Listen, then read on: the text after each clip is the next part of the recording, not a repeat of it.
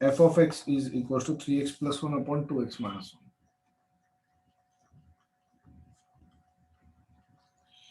चलो, domain means possible values of X.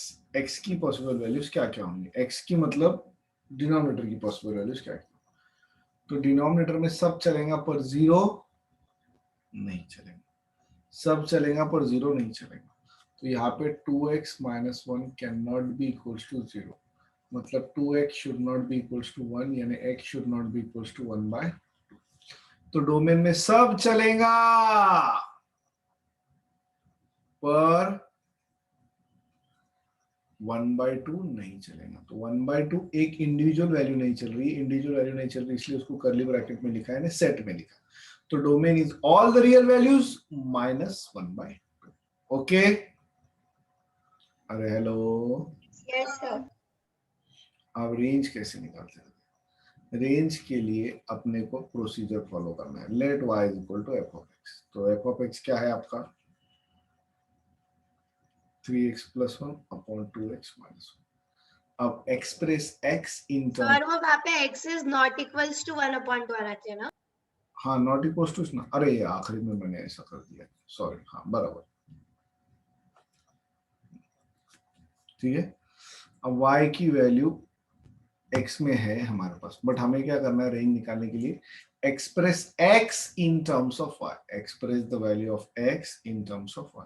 तो इस 2x माइनस 1 को लेफ्ट में लेंगे, तो ये हो जाएगा twice xy minus 1 is 3x plus 1। 2xy minus y is 3x plus 1। अब क्या करना है?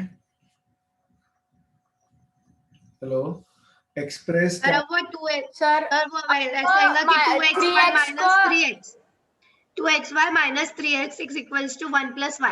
1 माइनस y ना? 1 प्लस y। 1 प्लस y आएगा। अच्छा, लेकिन सर, सर फिर आप x 3x कॉमन को ले इधर लेना। शिफ्ट करो, आप 3x को इधर शिफ्ट करो। सर फिर x कॉमन ले लेना।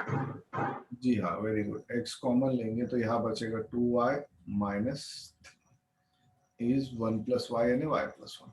तो x की value in terms of y आ गई y plus 1 upon 2y minus 3। अब इसको भी सब चलेगा पर डिनोमिनेटर जीरो नहीं चलेगा। तो यहाँ पे फॉर रेंज डिनोमिनेटर जीरो होना नहीं चाहिए। डिनोमिनेटर मतलब 2y minus 3 should not be equals to, तो 2y should not be equals to 3, तो y should not be equals to,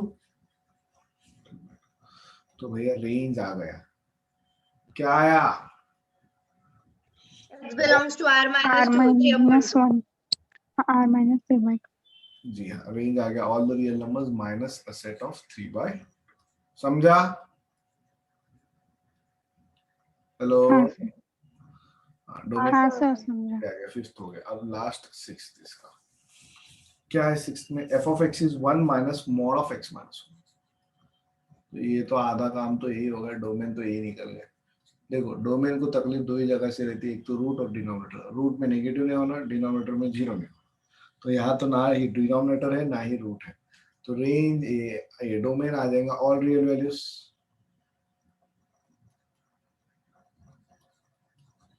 domain आ गया ऑल रियल वैल्यूज। रेंज में क्या रहेंगे भाई? रेंज में values of F of X using opted using given X. अब इसमें express X in terms of Y करने जाओगे तो पागल हो जाओगे, और ज्यादा डिफिकल्ट हो जाएगा क्योंकि मॉड है। तो इससे अच्छा आप क्या करो, मुझे एक बात बताओ सर माइनस इन्फिनिटी टू 1 आएगा क्या? क्या मॉड ऑफ एक्स माइनस 1 की वैल्यू हमेशा 0 या 0 से बड़ी आएगी?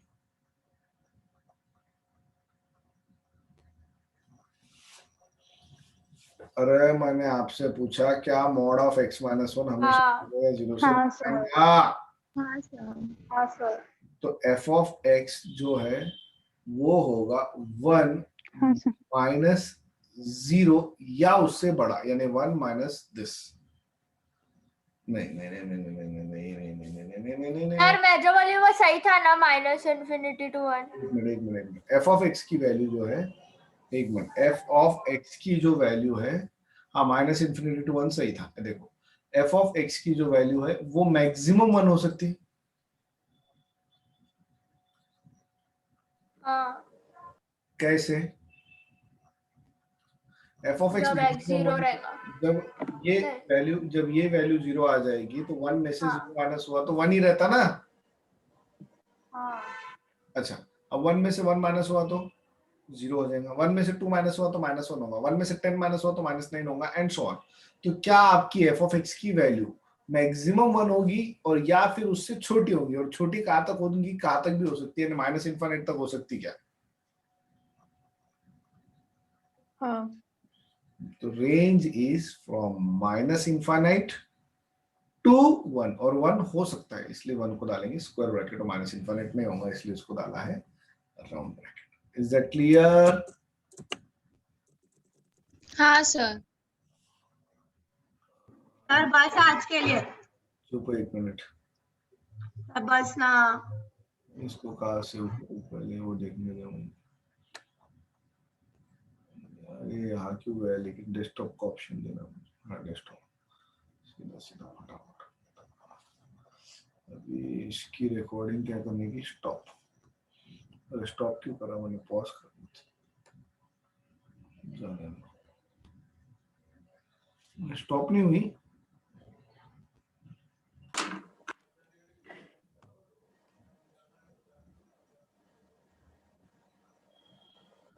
देखो क्वेश्चन नंबर 10 है 9C का। यहाँ पे क्या कहा है, express the function as a linear, क्या एक्सप्रेस सैलरी और express salary as a function of time. ठीक है, देखो लीनियर फंक्शन होता क्या है, पहली बात तो लीनियर मतलब equation of line. What is equation of line? y is equals to a plus bx. This is called as a linear function which is equation of a line. Line का equation होता है यानी linear. यहाँ पे a क्या है, a is called as the fixed value, एक fix cost यहाँ पे, या फिर यहाँ पे इस टर्म्स में फिक्स सैलरी a होगी। b is variable salary, x is what here, x is the year which is going on in 2018 2020 ऐसा बोले ना। हाँ, x is the, सर ये सब क्या है? और y will be the final salary। अब देखो लीनियर मतलब क्या, लीनियर मतलब इक्वेशन ऑफ लाइन। लाइन का इक्वेशन आपको स्ट्रेट लाइन चैप्टर ही नहीं हुआ इसलिए नहीं पता है। y is equals to mx plus c होता है। यहाँ पे c यानी कोई तो भी एक कांस्टेंट वैल्यू होती है। जैसे स्कूल में था लाइन का इक्वेशन में x का टर्म y का टर्म रहता है, टू वेरिएबल्स वाला। जैसे ये एक लाइन का इक्वेशन है, x का टर्म y का term 2x plus y is equal to 3। ऐसे सारे लाइन के इक्वेशन थे ना हमको स्कूल में। हाँ सर। अब लीनियर फंक्शन ऑफ टाइम या फिर लीनियर फंक्शन जब भी रिप्रेजेंट करते हैं ना, उसमें दो चीजें होती है, एक होता है कांस्टेंट और एक होता है वेरिएबल। तो ये जो सिर्फ a है इसको बोलते हैं कांस्टेंट वैल्यू। कांस्टेंट वैल्यू यानी फिक्स सैलरी इस टर्म्स में। अब जैसे मान लो आपको एक फैक्ट्री सेटअप करनी है, ठीक है तो फैक्ट्री सेटअप करने के लिए फिक्स खर्चा है 5 लाख रुपए। तो ये फिक्स खर्चा है 5 लाख रुपए, भैया मुझे इनिशियल सेटअप के लगेंगे। अब इसके बाद मैं चाहे रोज प्रोडक्शन 100 यूनिट्स का करूं या 1000 यूनिट्स का करूं या 10,000 यूनिट्स का करूं, वो वेरिएबल फैक्टर रहेगा। पर फैक्ट्री सेटअप करने के लिए 5 लाख रुपए तो लगने ही वाले, तो ये फिक्स कॉस्ट हो गई ए। तो ए ये फिक्स वैल्यू होती है। वैसे इस केस में एक फिक्स सैलरी होंगी, वो फिक्स सैलरी को ए कहा जाएगा। बी क्या होता है, वेरिएबल सैलरी फिलहाल, और वहां पे जो मैं फैक्ट्री का एग्जांपल ले रहा था वो होंगी वेरिएबल कॉस्ट। वेरिएबल कॉस्ट मतलब क्या, पर यूनिट कॉस्ट। अब कोई कंपनी 100 यूनिट बना रही तो हर यूनिट बनाने का कुछ ना कुछ खर्चा होगा, मान लो 10 रुपए लगते हैं हर यूनिट बनाने को, तो बी आ जाएगा 10 rupees, that is the cost of per unit. यहाँ पे ये वेरिएबल सैलरी मतलब ये क्या रहेगा, ये एक्सपीरियंस के ऊपर बोलो या ईयर के अकॉर्डिंगली डिपेंड होने वाली सैलरी। और ये एक्स क्या है, ईयर मतलब जहां पे भी चल रहा है, क्योंकि हमको इनको एक्सपीरियंस में नहीं दिया इन्होंने 2018 और 2020 ऐसे 2 साल की बात की, और जो फाइनल सैलरी है वो वाई में रिप्रेजेंट होगी। इसी तरह हमेशा फाइनल वैल्यू जो है वो y में रिप्रेजेंट होती है लीनियर में। तो linear function y is equals to a plus bx होता है हमेशा। यहाँ पे a को फिक्स वैल्यू बोलते हैं, फिक्स कॉस्ट हो, फिक्स सैलरी हो, या something which is fix. b is variable मतलब ये पर यूनिट पे डिपेंड करता है, और ये x जो है वो नंबर ऑफ यूनिट्स होते हैं इन जनरल, पर यहाँ पे नंबर ऑफ यूनिट्स नहीं, यहाँ पे x को नंबर ऑफ ईयर्स लेना है, नंबर ऑफ ईयर्स भी नहीं, सॉरी ये लेना है जो भी साल चल रहा है 2018, 2020 एंड सो। तो अब उन्होंने क्या कहा है, सबसे शुरुआत में वाई यानी उसकी सैलरी, वो बंदे की सैलरी कितनी थी 7,500 रुपए।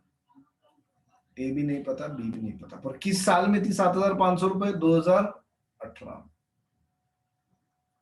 उसी तरह सैलरी हो गई 10,000 रुपए, कब हो गई?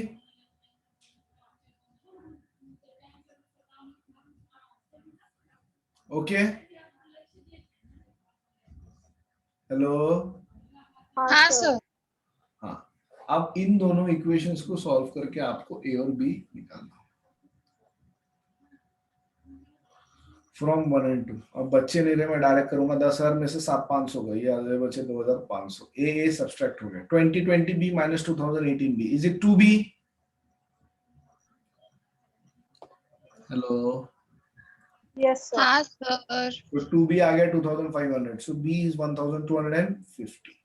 अब b की वैल्यू 1250, या तो आप इक्वेशन 1 में डालो या तो 2 में डालो, ऑब्वियसली मैं 2 में डालूंगा, इजी जाएगा। फ्रॉम 2, तो 10,000 इक्वल्स टू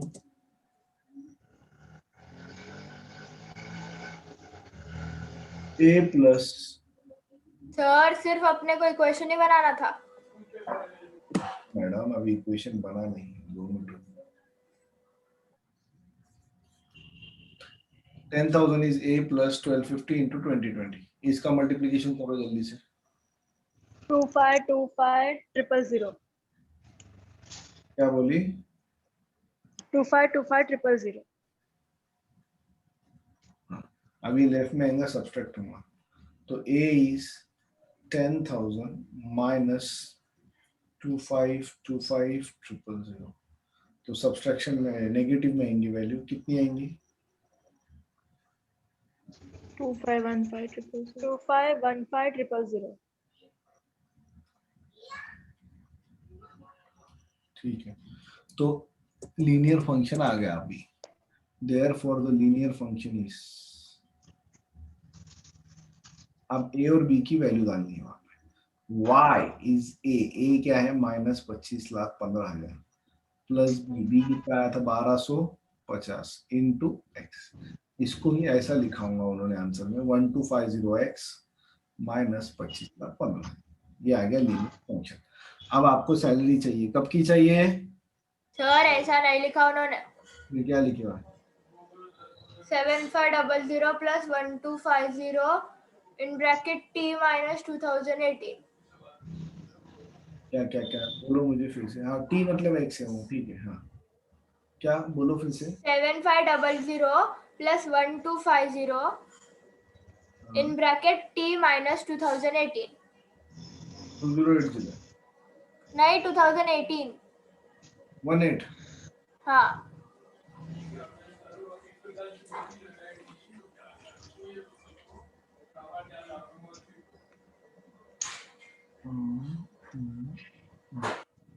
ठीक है, ये फर्स्ट ईयर की सैलरी ले ली है डायरेक्ट उन्होंने, प्लस 1250 हर साल की, और ये डायरेक्ट पी माइनस 2018 जो भी टाइम पीरियड है। ये मैंने ज्यादा ही डिटेल में कर लिया, फिर इतना नहीं चाहिए था। ये फर्स्ट ईयर की सैलरी है 7,500। ये 1250 हर साल का वेरिएबल फैक्टर था क्या? हाँ सर। 2 साल में 2500 से सैलरी इंक्रीज हुई, तो हर साल 1250 इंक्रीज हो रही है, तो ये 1250 एक साल का है। टी माइनस 2018 क्यों लिए? T is the current year. अब जैसे 2020 का लूंगा मैं, 2020 यानी टी माइनस 2018 यानी 2020 माइनस 2018 रखोगे तो ये 2 आ जाएगा। 2 इंटू 1250 2500, 2500 प्लस 7500, ये उसकी फाइनल सैलरी हो गई 10,000। राइट है क्या? सर मतलब जो फर्स्ट ईयर उन्होंने दिया था उसको फिक्स्ड पकड़े उन्होंने, और फिर आगे के उन्होंने वेरिएबल पकड़े। हाँ ठीक है ना, उन्होंने वो स्मार्टली काम किया एक्चुअली स्पीकिंग। मैंने बहुत ही बेसिक प्रोसीजर से गया मैं, जो लेंदी प्रोसीजर हो जाता है, उन्होंने थोड़ा सा स्मार्टली काम किया उसको। पर ये भी वैल्यू ऑब्वियसली सही देगा, ये तो एक्चुअल बेसिक प्रोसीजर है जो फॉलो किया जाता है, पर ये लेंदी है डेफिनेटली। उन्होंने जो किया है वो बहुत अच्छे से किया है, शॉर्टकट है। अच्छा, समझा क्या उनका, क्या नहीं समझा ये? समझा। ठीक है, लिखना है तो लिख लो, नहीं तो डायरेक्ट उनका ही लिख दिए तो भी चलता वरना।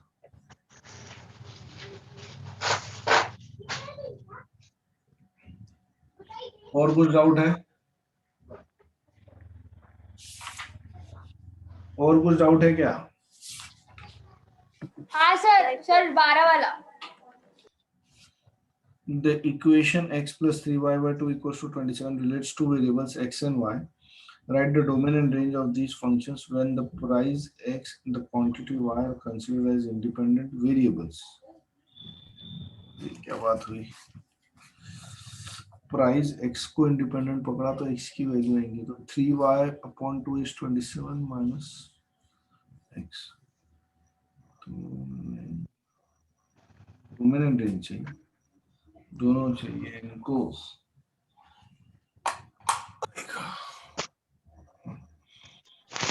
तो पहले वाले में डोमेन ऑल रियल वैल्यूज है क्या? फर्स्ट वाले में नहीं sir. Sir x is between 0 to 27 including 0 and 27.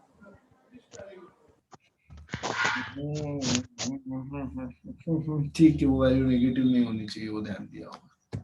ठीक है, देखते हैं ये लिख लिए क्या नहीं लिखने गए?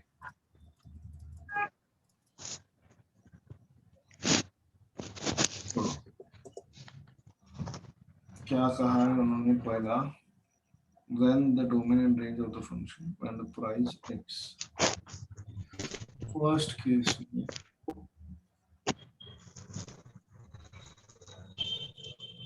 x is 27, नहीं x is independent बोले ना, प्राइस इंडिपेंडेंट है x, y सर मतलब y is equals to डालेंगे ना? हाँ, y in terms of x चाहिए पहला, यानी 3y by 2 is equals to 27 minus y is 2 by 3 into 27 minus x। अब डोमेन मतलब x की पॉसिबल वैल्यूज, x की पॉसिबल वैल्यूज, तो डोमेन क्या आएगा भाई? डोमेन चाहे जो भी हो पॉजिटिव है, तो x की वैल्यू, एक मिनट, पॉजिटिव क्यों चाहिए अपने को बाय द वे? क्योंकि x क्या है? प्राइस, और y है क्वांटिटी, तो ना तो प्राइस नेगेटिव होगा ना ही क्वांटिटी नेगेटिव होगा, तो y हमेशा 0 से बड़ा होना चाहिए, तो y हमेशा 0 से बड़ा होना चाहिए फॉर डोमेन। मैं ये सोचूंगा y की वैल्यू 0 से बड़ी होनी चाहिए, तो ये 2/3 तो चला जाएगा,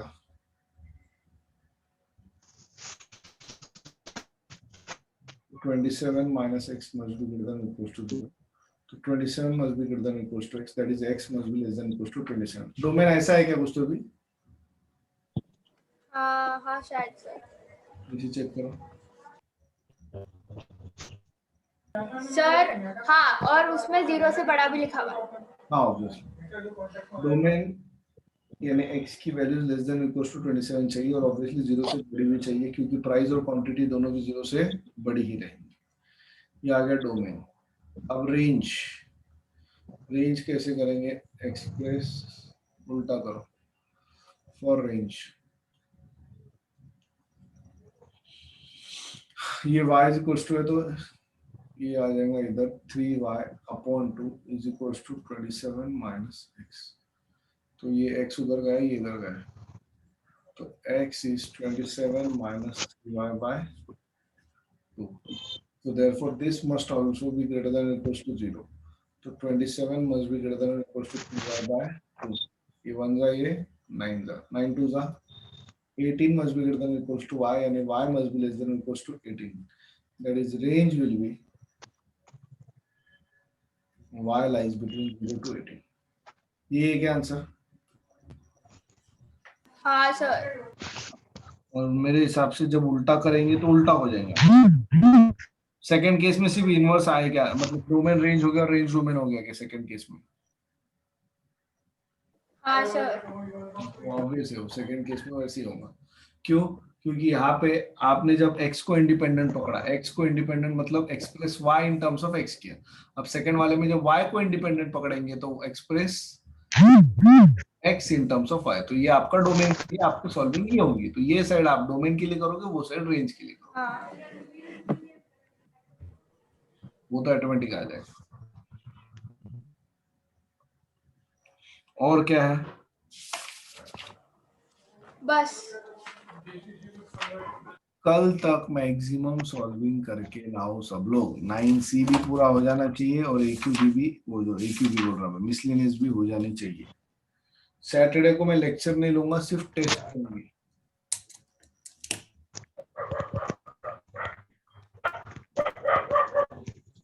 चलो आज के लिए स्टॉप करते हैं, ओके।